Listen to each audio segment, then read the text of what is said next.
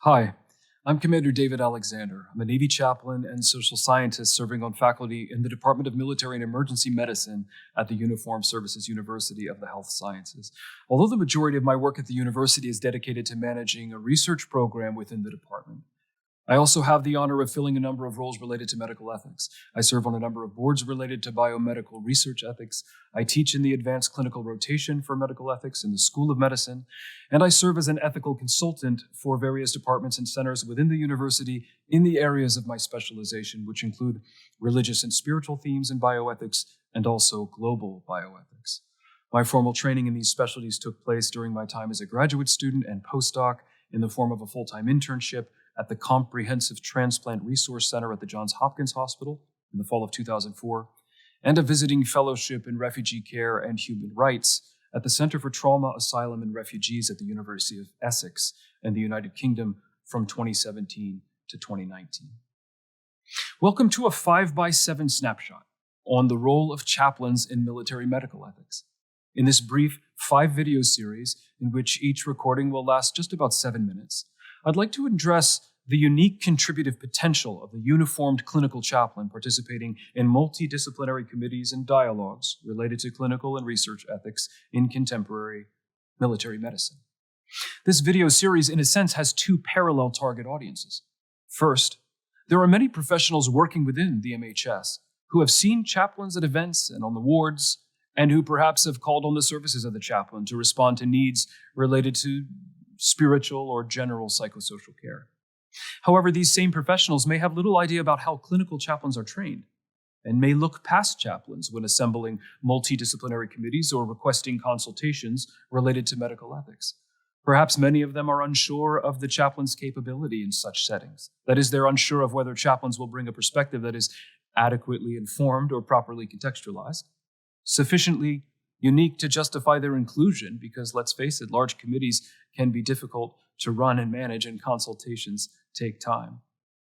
And others may be unsure whether chaplains are prepared to function highly in situations requiring pluralistic, professional deliberation, situations in which the God commands perspective, for instance, may not be appropriate or welcome by anyone involved.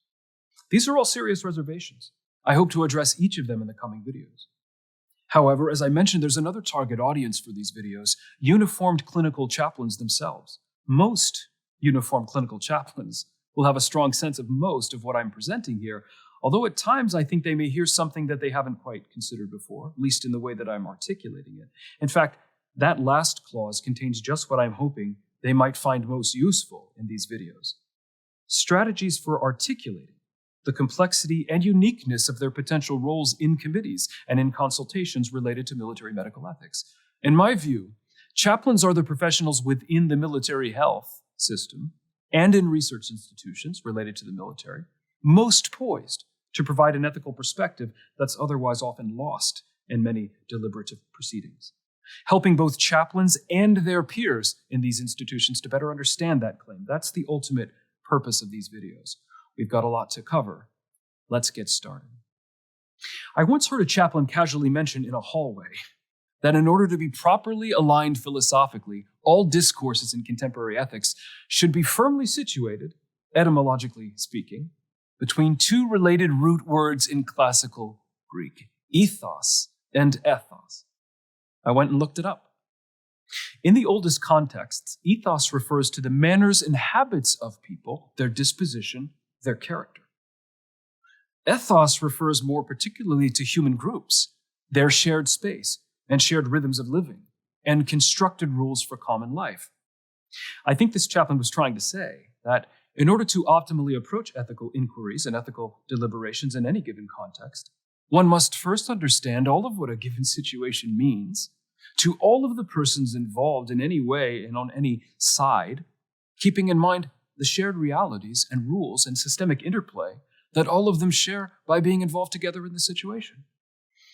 I'll leave that particular observation by that particular chaplain and my response to his observation right there for now. What I'd like to notice with you is this. Here in the 21st century, there are a group of professionals that roam your hallways, often thinking about things in ways no one else is thinking about them. Many of them know ancient Greek, ancient Syriac, ancient forms of Arabic and Hebrew. Many know Latin. Almost all of them have robust, formal graduate-level training in classical philosophy. They're not often seen as philosophers by their peers, rather as religious leaders and generalist caregivers. But if two people are standing in a courtyard or sitting together in a dining facility on an American military installation anywhere, debating a complex issue philosophically, strong odds are that at least one of them is a chaplain. In the next video, we'll talk more about why classical philosophical training for clergy, which is rare among professions today, places chaplains in an important position to be recruited for service in roles related to military ethics.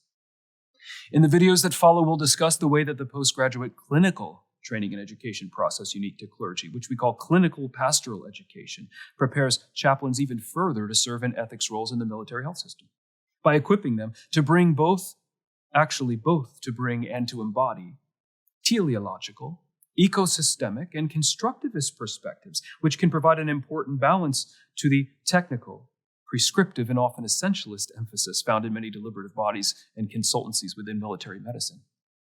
In the final video, we'll discuss the expertise that chaplains bring in understanding and approaching religious themes in bioethics and biomedical research ethics, and why this may be as important now as it has ever been in our pluralistic American society. It's an honor to speak with you.